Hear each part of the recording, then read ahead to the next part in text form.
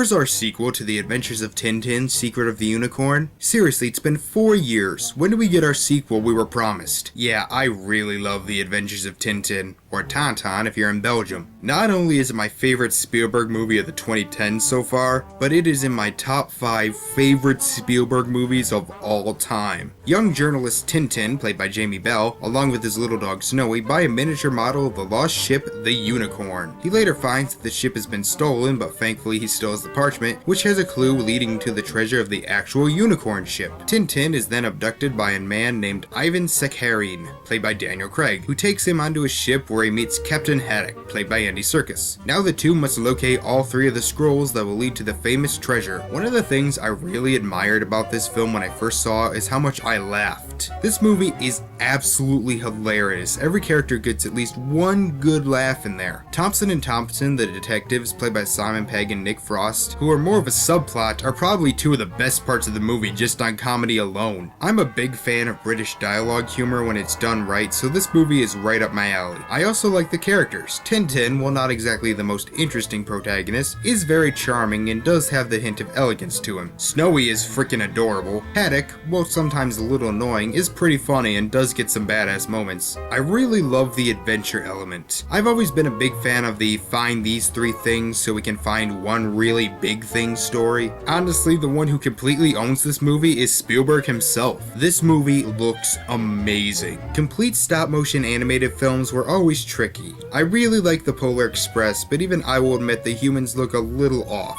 But I think what makes it work here is that it isn't trying to make the characters look 100% realistic. They look like they do in the comics, so the uncanny valley isn't as big. The action scenes in this movie are phenomenal, and there are a lot of them. Easily my favorite is the motorcycle chase through Morocco, which is one continuous take that lasts for about 3 minutes, and it was outstanding. I'll have those, thank you! Go, Sean! Incoming Falcon at 4 o'clock!